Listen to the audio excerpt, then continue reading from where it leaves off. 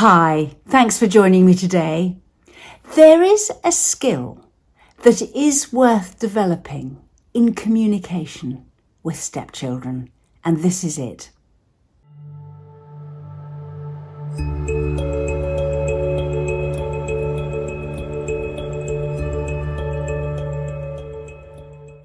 Subscribe to my channel and hit the notification bell, and I'll let you know every time I post. In communication, there is one big factor that most of the time people totally ignore. And in a step family, it can be really helpful to know what it is and to use it. And the thing is timing. Timing of when you say what. But if we say what we think then and there without giving it another moment's sort of thought, the stepchild will consider that to be critical. Because what happens, what people do, what people say is one thing, but then there is a gap. And the gap exists before you respond. And you always have the choice about how to respond. Just because somebody's done something or said something does not automatically mean that you had to say something then and there. That choice remains with you. And you can say something,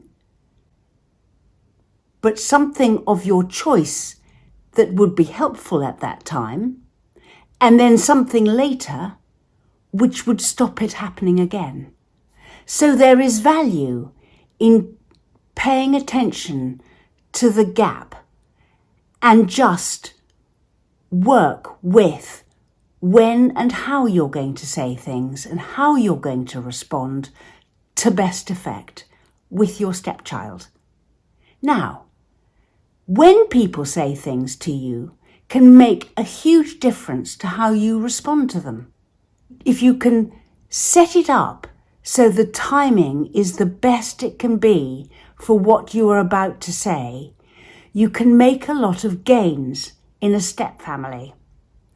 And one of the key areas where you can make this gain is when something is about to happen again, as opposed to when it's just happened.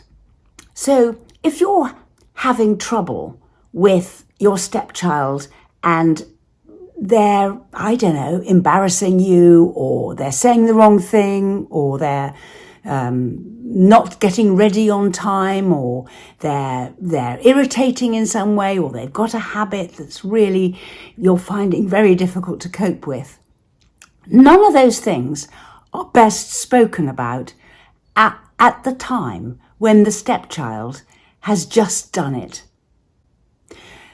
But remove it from the then and there and introduce it at another time, at a time when you can have a conversation about it, or at a time when it might crop up again. You can actually address it in a different way. In the first instance, you could have a more leisurely conversation about it and talk about what their thinking is behind it.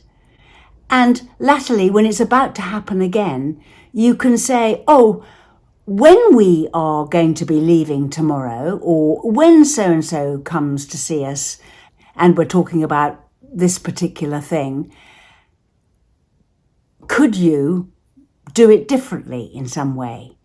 Comes across as much more positive, and then you and they can agree on a new way forward, which then they're quite happy to conform with.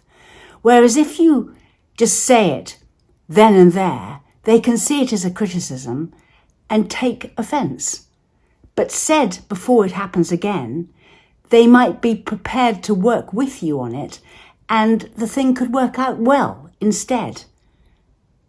So deciding when to have conversations and making room for those conversations at other times can be more beneficial with your stepchild then I know with anybody else it can really be valuable, this. So in step families and with stepchildren particularly, it is worth thinking about timing in conversations and not having the conversations then and there, but using time to your advantage so you pick the best times to say things. It's really worth it. We run workshops, sessions, and email response service, and we write booklets. Look in the description box below for links to our social media and website.